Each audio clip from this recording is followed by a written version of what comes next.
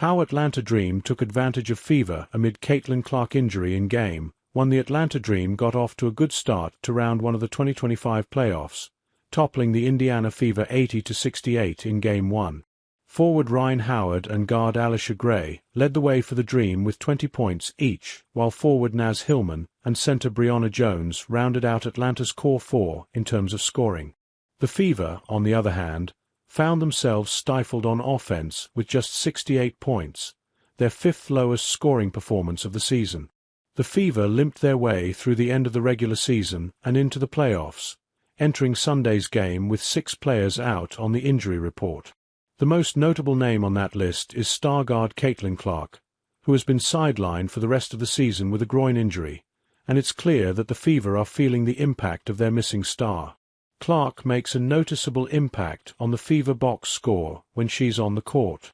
The Fever averaged 87 points with Clark playing in 2025 compared to 83 points without her, which has been a much larger sample size as the former Iowa Hawkeye has been riddled with injuries in her sophomore season and appeared in just 13 games. How the Fever's offense struggled in Clark's absence. The Fever shot 34.9% from the field in Sunday's loss to Atlanta and found themselves stifled by the physical defense of the Dream. Indiana especially struggled from three-point range, one of Clark's notable features, shooting just 13.3% from the field.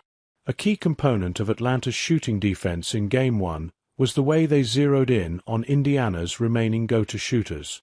With Clark and so many other potential offensive threats missing from the game, the Fever were left with less versatility and more predictability when it came to passing and taking shots.